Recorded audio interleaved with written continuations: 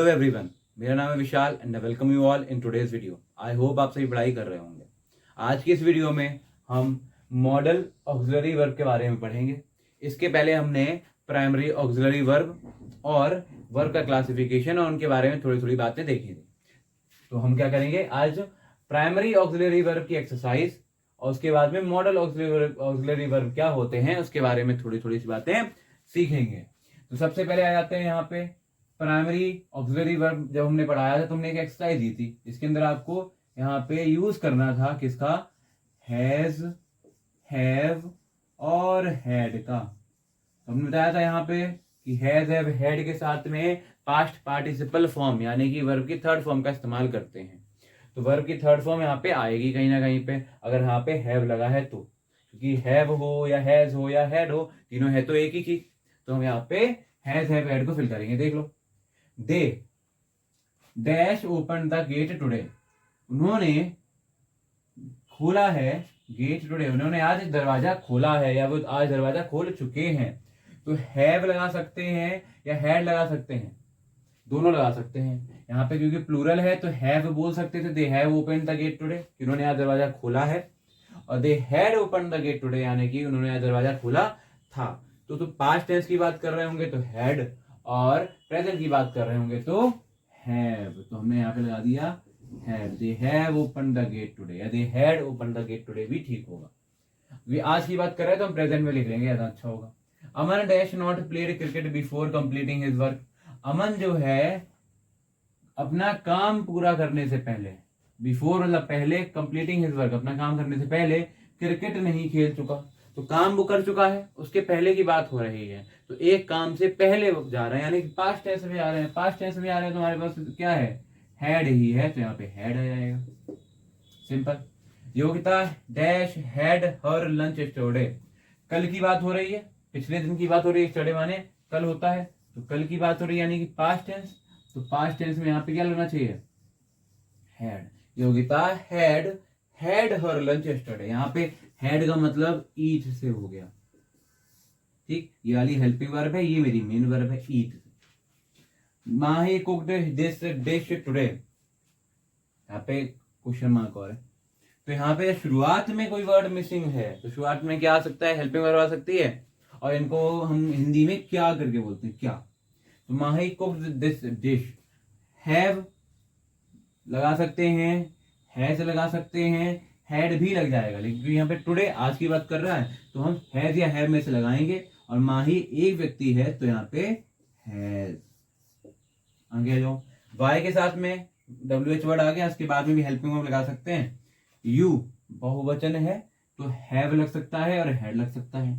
Not learn the lesson, have भी लगा सकते हैं, हैड भी लगा सकते हैं। जब तक ये क्लियर ना दिया जाए कि प्रेजेंट की बात हो रही है या पास्ट की बात हो रही है, तब तक हम हैज, हैव में से कुछ लगा सकते हैं और हैड भी लगा सकते हैं, क्योंकि यहाँ पे नहीं दे रखा तो हमने हैव लगा दिया, यहाँ पे टुडे दे रखा था तो हमने प्रेजेंट वाला लगाया, यहाँ पे यस्टरडे दे रखा था कल की बात कर रहा था तो हमने हैड लगा दिया। इस तरीके से हम पहचाने और ये कर लेंगे।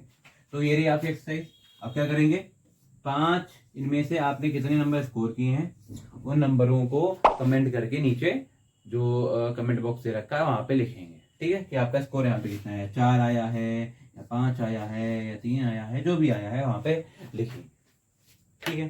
तो अब हम क्या करेंगे, हम इसको बिगाड़ देते हैं, उसके बाद में हम पढ़ेंगे मॉडल ऑक्सिलरी वर्ब। वो क्या होता है, मॉडल ऑक्सिलरी वर्ब क्या होते हैं। सबसे पहले उनका वर्ड ले सकते हैं। मॉडल, मॉडल वर्ब का मतलब यहाँ पे होता है कि उसका एक विशेष मीनिंग होगा, उसका एक स्पेशल यानी कि विशेष काम होगा। काम से यहाँ पे मतलब है मीनिंग बताना, उसका जो अर्थ होगा वो थोड़ा सा अलग होगा, विशेष अर्थ होगा यहाँ पे, ठीक है। उनको हम कहेंगे मॉडल वर्ब, यानी कि ऐसी वर्ब, ऐसी ऑक्सिलरी यानी कि सहायक क्रियाएं, हेल्पिंग वर्ब जो क्या काम करती हैं, जो एक स्पेशल मीनिंग दे रही होती हैं, जिनका एक विशेष अर्थ होता है, उन्हें हम मॉडल वर्ब कह सकते हैं। ये हमारी इच्छा के अनुसार चेंज होती रहती हैं। तो मॉडल वर्ब, ऑक्सिलरी वर्ब।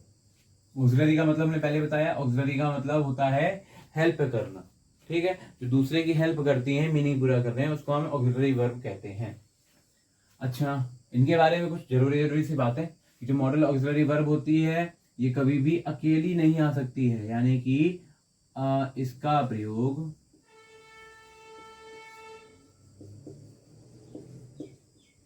अकेले नहीं होगा,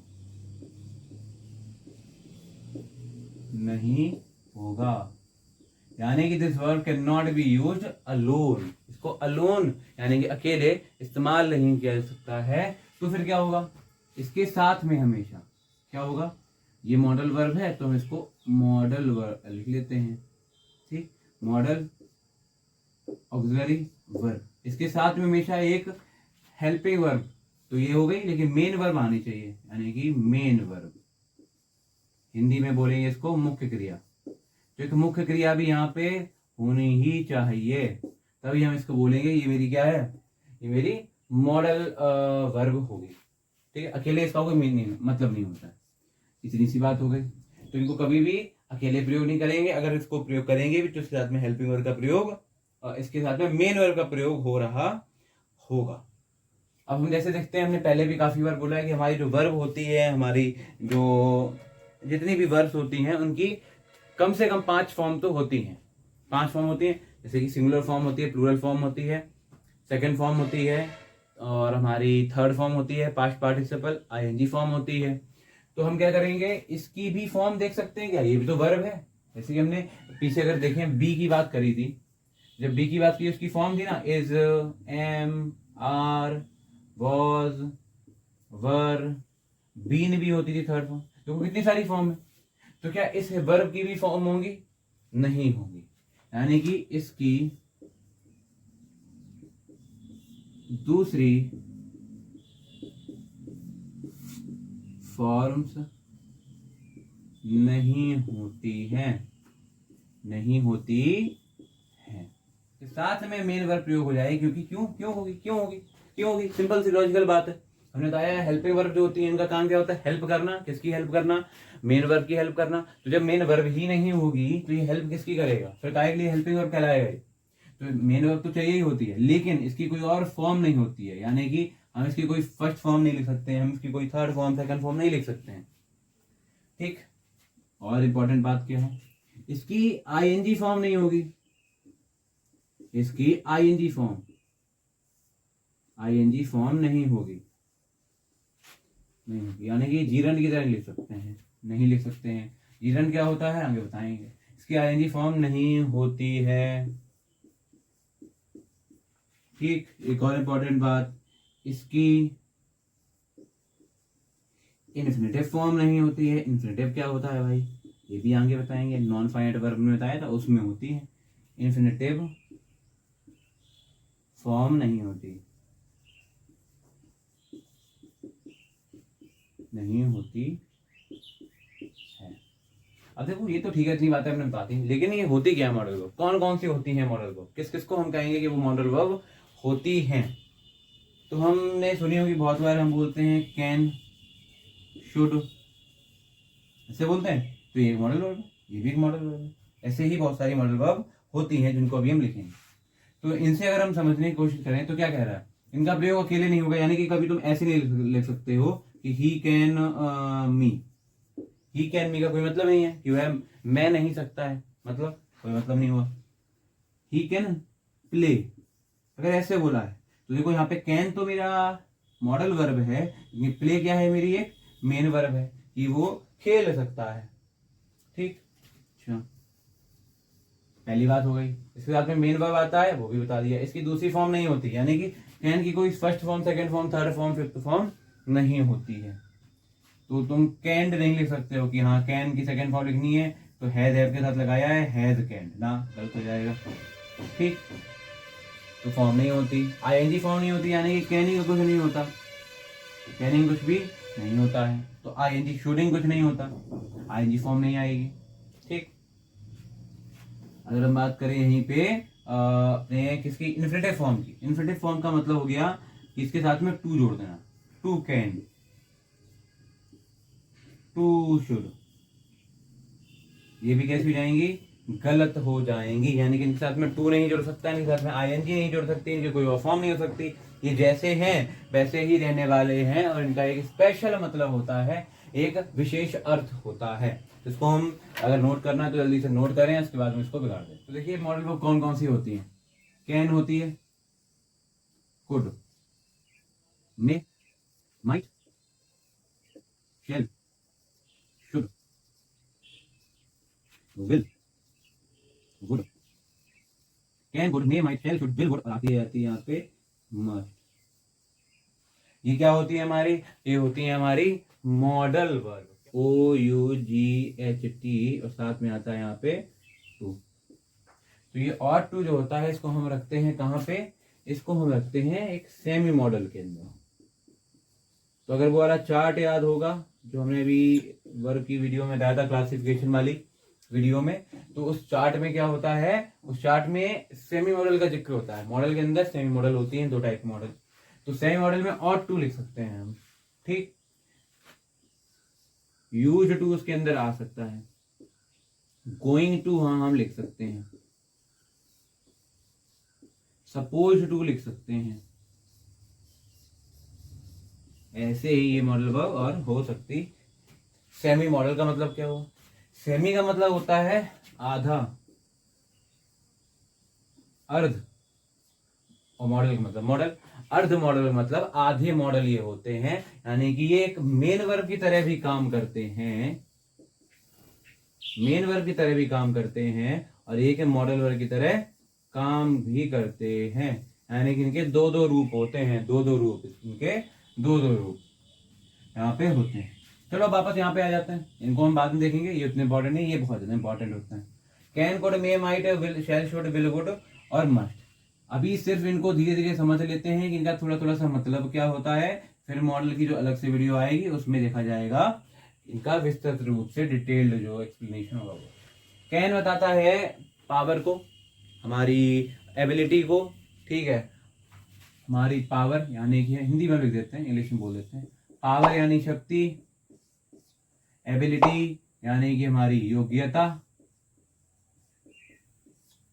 ठीक, हमारी क्षमता को और बताता है, यानी कैपेसिटी को बताता है, कैपेसिटी। तो ये सारी चीजों को बता देता है, यानी अगर हमको अपनी क्षमता दिखानी है कि हाँ ये मैं काम कर सकता हूँ, मेरे अंदर इतना सामर्थ्य है, तो हम कैन का प्रयोग कर सकते हैं कि I can do this, I can play this game, I can learn this language, ऐसे करके। कुड का इस्तेमाल सेम चीजों के लिए हो सकता है, बस थोड़ा क्या होता है, ये थोड़ा सा हमारा इसका जो प्रोबेबिलिटी होती है या इसकी जो इंटेंसिटी कह सकते हैं, इनकी इसकी जो मात्रा होती है बहुत ही ज्यादा कम होती है। यानी कि कैन से अगर हम बोल रहे हैं तो हम बहुत ज्यादा शक्ति को दिखाने की कोशिश कर रहे हैं कि हाँ हमारे पास बहुत शक्ति है उस काम को करने के लिए। वहीं पे कुड से बोल रहे हैं तो कम है थोड़ी सी। तो कुड का मतलब बस इससे थोड़ा कम अर्थ निकलता है, वरना ये कैन की तरह ही प्रयोग किया जा सकता है। मे का मतलब यहाँ पे संभावना बताने के लिए, संभावना बताने के लिए, आज्ञा लेने देने के लिए, आशीर्वाद वगैरह देने के लिए, इन सब के लिए प्रयोग होता है। और माइट का यहाँ पे फिर से थोड़ा कम अर्थ होता है, थोड़ा कम प्रभाव पड़ता है। शैल जो होता है, शैल हमें बताता है फ्यूचर के किसी भी इवेंट को, भविष्य को बताएगा। प्रयोग का होता है, शुड का प्रयोग होता है जब भी हम किसी भी सलाह को यहाँ पे भी देते हैं, सलाह, ठीक, हम किसी भी काम को जो कि किया जाना चाहिए उसके बारे में बताने की कोशिश करते हैं, तो भी हम शुड का प्रयोग कर सकते हैं, ठीक है। जैसे कि यहाँ पे हमारी जो नियत होती है, नियत का मतलब इंटेंशन, कोई काम हम क्यों करना चाहते हैं, ठीक है, तो वो भी इसमें हम बता सकते हैं। विल भी भविष्य को बताता है। देखो विल और शैल में देखेंगे, ये भी भविष्य बता रहा है, ये भी एक तरीके से भविष्य की बात कर रहा है। तो क्या दोनों सेम होते हैं? तो सेम होते भी हैं, सेम नहीं भी होते हैं। तो क्या अंतर होता है? जो भी अंतर होता है इनको आगे आके पढ़ेंगे। अभी के लिए विल भविष्य बताएगा, और विल से हम बता सकते हैं किसी भी दृढ़ता वाली बात को, दृढ़ता बताने की कोशिश करेंगे। जब भी हम कोई काम करने के लिए दृढ़ है हम, यानी कि मैं अपनी बात कर रहा हूँ, आई, तो हम बोल सकते हैं कि विल का इस्तेमाल करेंगे कि I will do this, I will win the match, मतलब मैं जीतूंगा, दृढ़ हूं मैं उस चीज के प्रति, तो विल। वुड का होता है किसी को कोई चीज ऑफर करने के लिए, किसी को कोई ऑफर देने के लिए, किसी को कोई सलाह देने के लिए, ठीक है, हम वुड का इस्तेमाल कर सकते हैं और ये विल के पास्ट के रूप में इस्तेमाल हो जाता है। मस्ट, मस्ट जब कोई बात होती है कैसी, नैतिक बात हम कह सकते हैं, ठीक, नैतिक इस तरीके से जिस चीज को हम बदल नहीं सकते हैं, जो चीज होनी ही पड़ेगी, यानी कि जो बहुत ही आवश्यक होती है, अति आवश्यक चीज होती है, उसको हम कह सकते हैं वो मस्ट के साथ में प्रयोग की जाएगी। हम बात कर लेंगे ought to की। तो ought to भी क्या काम करता है, ये ज्यादा प्रभाव के साथ में नैतिक शिक्षा की बातों को बताता है, नैतिकता की बातों को बताता है, यानी कि एथिकल चीजों को बता देता है। यूज्ड टू क्या बताता है, ये बताता है हमारे भूतकाल की, यानी कि पास्ट टेंस की आदत को, ठीक। ऐसे ही गोइंग टू का भी मतलब होता है, सपोज टू का भी मतलब होता है। तो इसी तरीके से हमारी सही मॉडल हो जाती हैं, ये हमारी हो जाती हैं मॉडल। आज के लिए इस वीडियो में बस इतना ही है। हम आई होप आपको चीजें समझ में आ रही होंगी। अगर चीजें समझ में नहीं आई तो आप इसको रिपीट करके देख सकते हैं, इसमें कुछ भी ज्यादा हार्ड नहीं है। और उसके बाद में इसकी जो एक्सरसाइज है, इसकी एक्सरसाइज या फिर इन अगली वीडियो के बाद में या फिर वर्क के बाद में कराई जाएगी, ठीक है। तो इसी तरीके से पढ़ाई करते रहें, हंसते रहें, मुस्कुराते रहें और चीजों को सीखते रहें। धन्यवाद। आपको अच्छी लगी तो ऐसे थोड़ा मार दीजिए हाथ, आप थोड़ा सा मार दीजिए।